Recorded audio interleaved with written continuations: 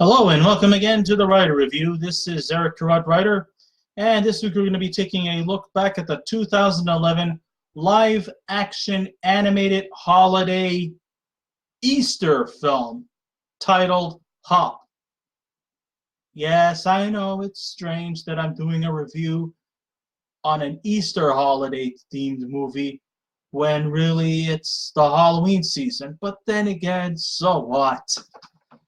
I just wanted to do it because it was one that I have been waiting a long time coming, and I thought I'd probably best if I do it now to get it out of my system. Okay, enough of that. All right, this movie takes 1 hour and 35 minutes long. It is directed by Tim Hill. It is produced by Chris Meledandri and Michelle Imparato Stabile.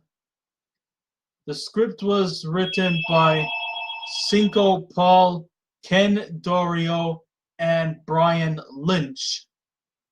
The story was written by Cinco Paul and Ken Dorio. The score was done by Christopher Lennertz. The cinematography by Peter Lyons Collister, and it was edited by Peter S. Elliott and Gregory Perler. And well, this movie is a combination of both live action as well as animated. So to go over the animated voice cast, we have Russell Brand as the aforementioned Easter Bunny, or as he likes to shorten his name to EB. We also have Hank Azaria doing a couple of voice works too. In his credit, we have him doing the voice of the leading antagonist, Carlos the Chick, who is tired of playing second fiddle to the Easter Bunny, and he wants to take over the role as the bunny.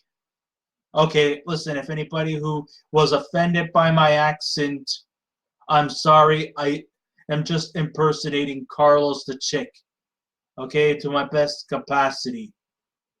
By right, I shouldn't be doing this, but you know, it's out of nothing but the greatest of respect. So, if anybody was offended by my broken Mexican accent, I apologize.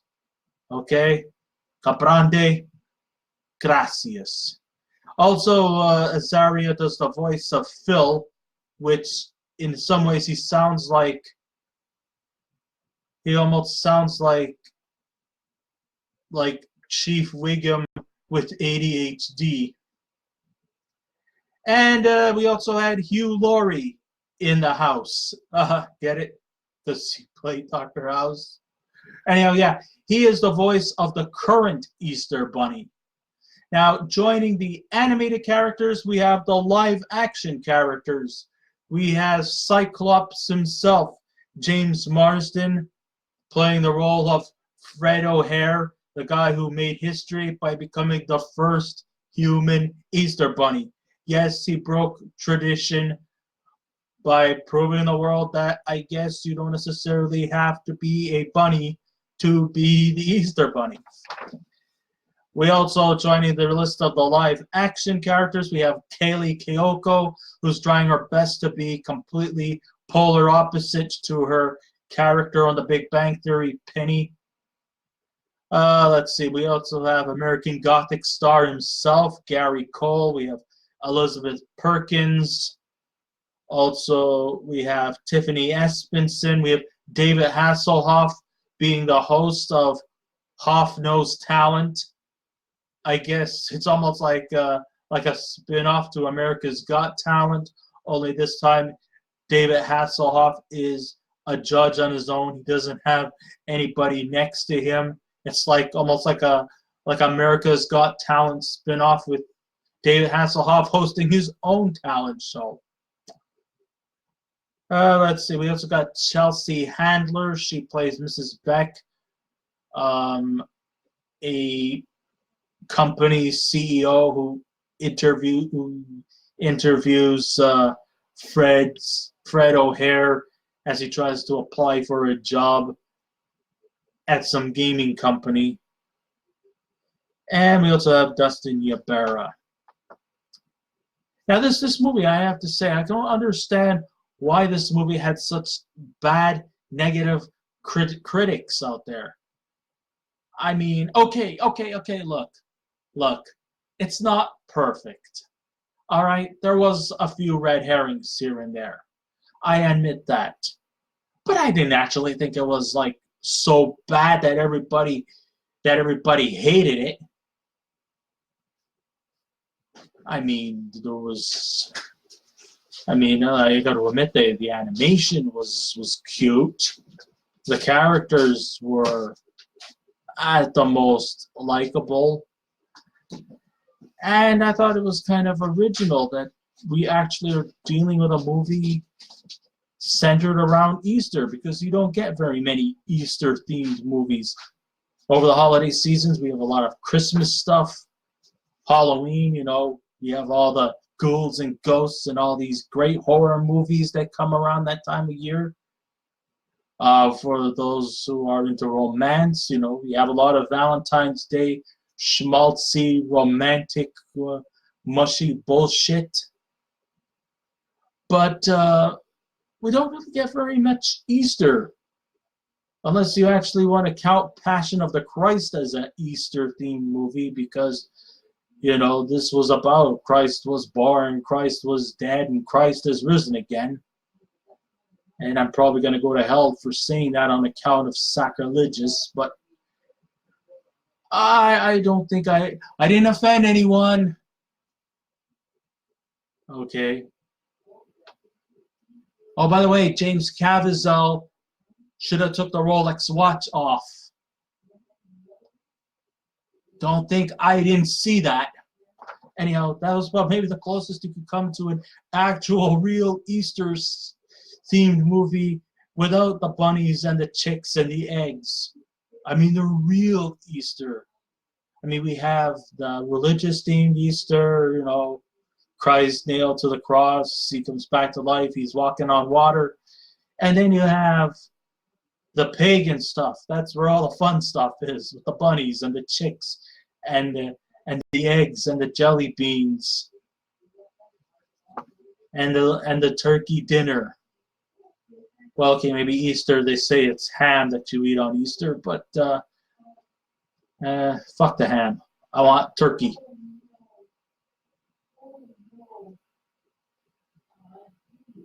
There have been many infestation of animation meets live action films like Scooby-Doo, Marmaduke, Alvin and the Chipmunks, and among many others. And the worst of them all, Garfield. All of the aforementioned secretions really offer nothing but cheesy, pointless stories, and most of them were quite an embarrassment to watch. When I saw for the trailer for Hop, I wasn't performing any backflips about this one either, to be honest with you. In place of murdering classic animation that I grew up watching and still enjoy to this day, I gotta say Hop was actually a refreshing 360-degree turn, as we are treated to a spontaneous story saturated with plenty of subliminal messages of morality, topped with a classically stylized fun that's filled with childish imagination. And it's not that there's anything wrong with that. Fans who have adored those Rankin and Bass animated puppetry might feel a bit of nostalgia due to the classic themes upgraded into the story. It surely comes alive in the long run, but in sporadic moments, it does fall a bit short. I'm not sugarcoating this movie like a chocolate egg-covered macaroon. No. I'm not saying this movie was perfect by any stretch of the imagination. And if I actually compare this movie to the to probably one of the greatest live-action animated films. Nothing can beat the classic 1988 Who Framed Roger Rabbit. It still ranks in the annals of the best combined live-action and animation going. But Hop isn't really all that bad. It's got a simple plot. Okay, here's how the story goes. We have Fred O'Hare, played by James Marsden. He's in his 20s, even though he's not very convincing as a 20-year-old. He looks like he could be in his mid-30s. But, okay, he's still living in his home. He's a slacker. He doesn't have a job. He's not really going anywhere in life. He's a classic underachiever. He's still living in his parents' rich, elaborate home, mooching off of them. And now his parents are trying to encourage him to go out and find himself a job, find himself something and some place that he can live off of his own instead of depending on his parents. You know, the chicken must fly the coop, so to speak. He tries out for many other jobs, but he keeps rejecting them. And then his sister says to him that to apply for some job at a video game company. But she also gives him the utmost task of watching her boss's house, this rich mansion. And, you know, it's quite obvious that Fred O'Hare has his family problems. Meanwhile, on Easter Island, you get the joke, the current Easter Bunny is contemplating retirement. And of course, as the time tradition that has been going on for centuries and centuries, it's also time for EB to become the new Easter Bunny.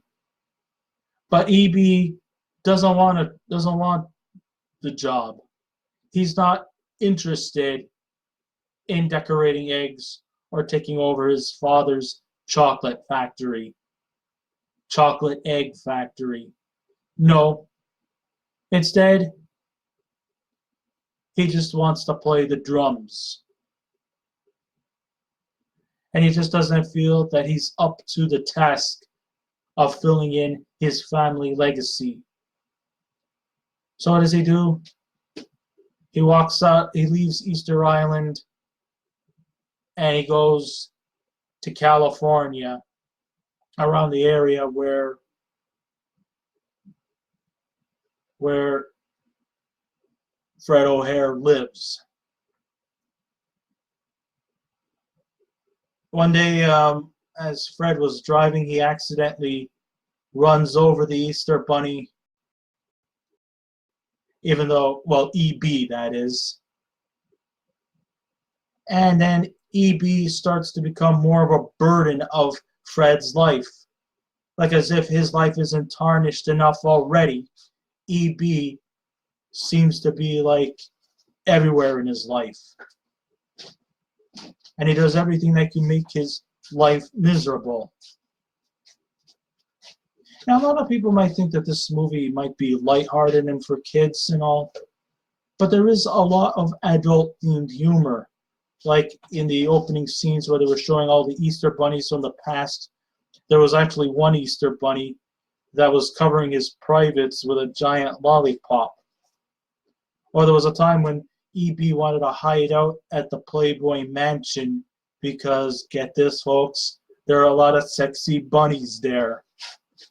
Yeah, we also had a voiceover cameo from the late, great Hugh Hefner, who's gone to that big lounge chair in the sky. Okay, you know, I'm telling these kind of jokes too.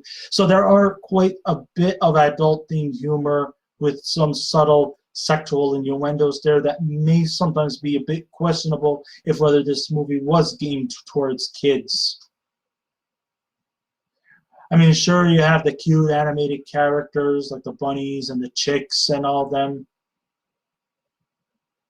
but you also have a lot of adult-themed humor too that sometimes could be a little questionable as to who the target audience was. Maybe the adults could probably see more of the innuendos, but the kids, they probably won't be interested in that. They're just looking at stuff that could tempt them to indulge their sweet tooth.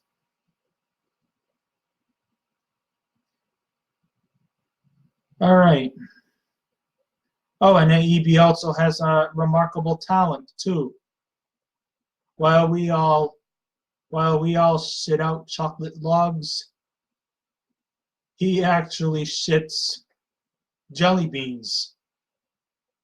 You heard me right. He craps jelly beans. Some of them are even sweetly taste watermelon flavored. Who knew? So yes, there is both Fred and EB are both suffering from family problems. One is trying to get away from a job that that is like forcefully passed on to him, while Fred is out in the world trying to find his true calling.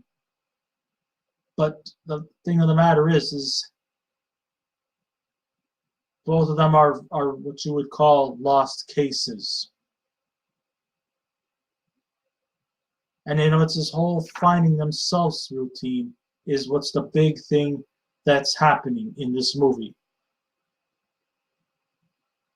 So, aside from the cuteness and enough candy to give you diabetes and cavities, there is a bit of some coming of age stuff in there. Of course, they're going to keep it simplistic because they want it to be for kids, but there is still, something you just can't escape from, and that is there is some adult humor thrown in, but it's not as over the top. Of course, there's the adventures, you have the heroes, and of course you have the villain, the main villain, which is Carlos the chick. Yeah, the person who wants to become the head honcho on Easter Island. After all, he wants to be the bunny. Yes, he speaks with a Mexican accent. And, he feels that he deserves that position. There is, of course, them coming to terms with each other. Fred finds his calling. He eventually becomes the new Easter Bunny. And then EB decides to come to his senses and decides that, well, he has decided that, as much as he loves to drum,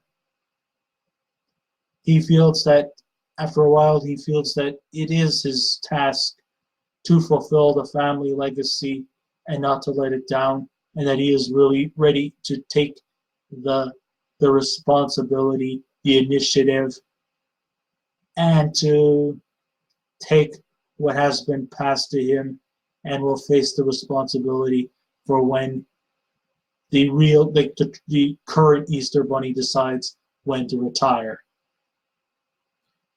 What I liked about this movie is that the visual settings are definitely much more sweeter than the jelly beans that our protagonist craps out of. The animation featured here was virtually believable and gives you the impression that you're viewing an everyday, regular movie, only with talking animals and the iconic holiday character, the Easter Bunny, who has a secluded hideout where he does his business. Many reviewers have claimed that it is a combination of Willy Wonka starring in a holiday-themed film that it actually works out splendidly, where great special events happen just once a year, mastering their craft with the greatest of ease. Granted, the characters are definitely plagued with a lack of informative tidbits of the world surrounding them. This is just a sample of how perfect timing the comical factors are in Hop. There are some flaws depicted here, but in the thick of it, it's mostly stuff I won't lose any sleep over. Our protagonist, EB, voiced by Russell Brand, changes the scenario around rapidly by conducting so caring that we just feel that we generally care for the critter and the conflict he encounters. Like I said, it does have a happy ending, and yeah, even though it might be a little strange to some, like I said, it's basically most of the time lighthearted in its premise. When I walked into the theater, I was expecting a solidly built movie, which is a complex task for an animated movie for the young ones to enjoy. It also covered on the holiday of Easter, which is quite refreshing because there are very few holidays special centering around the Easter holiday. What other holiday will the film industry cover next? Could it possibly be St. Patrick's Day? Who knows? Practically, I don't give a rat's ass as long as the high quality of Hop is proved successfully.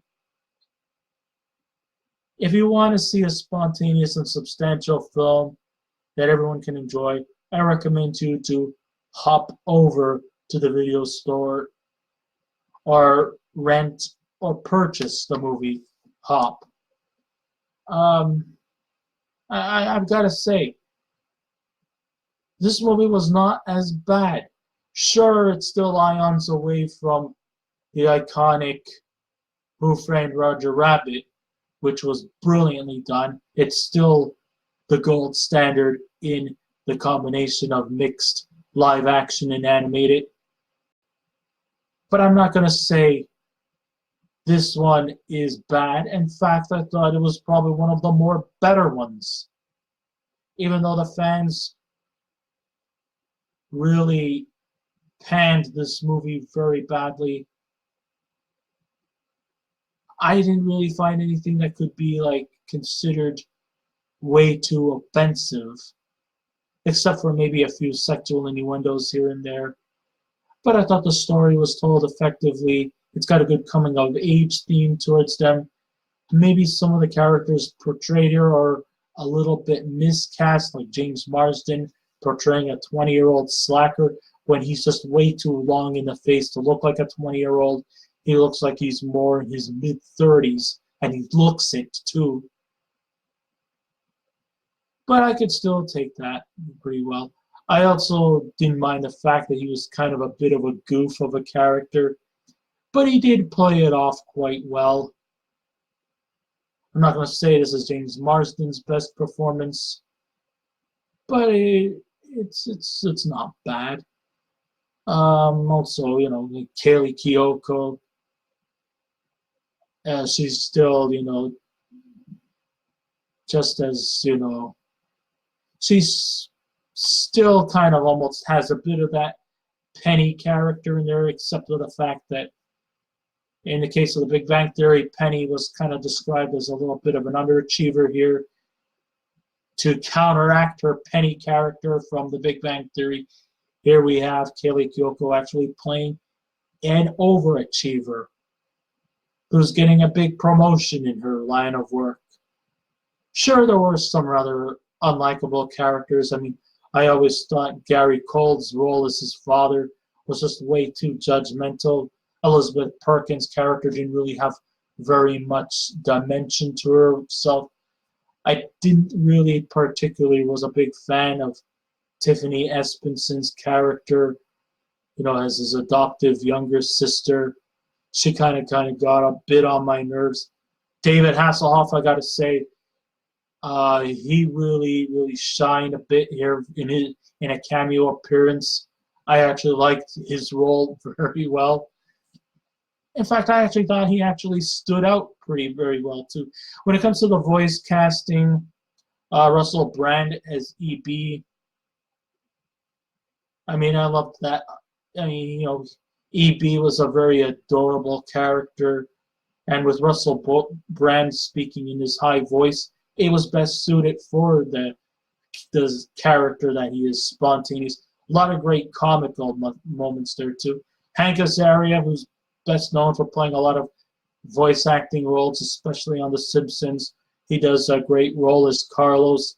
Just think of Bumblebee Guy playing a more extensive role. And, he has, of course, that faux Mexican accent. And he does quite well there. Hugh Laurie, who, believe it or not, is not American. He actually is British.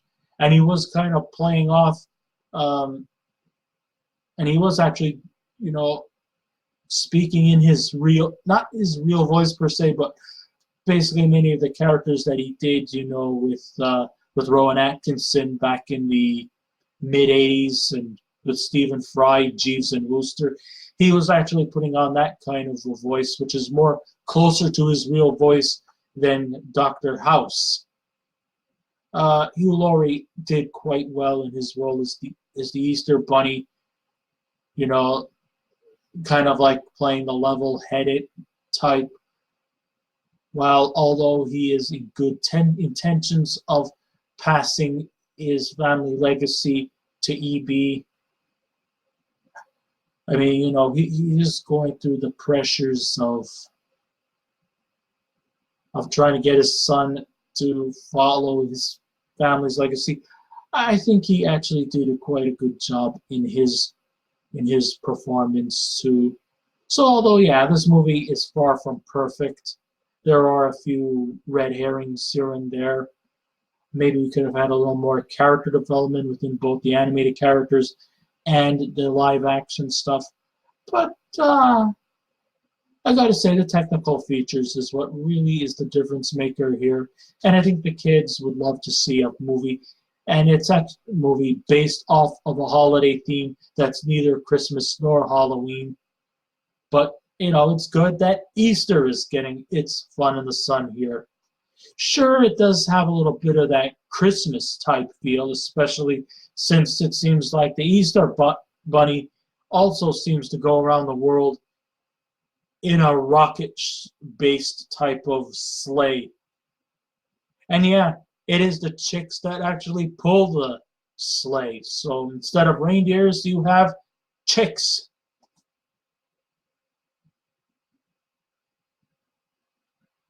Which is not really, I would consider, original, but it's an innovative take. If you want to replace the reindeer with chicks.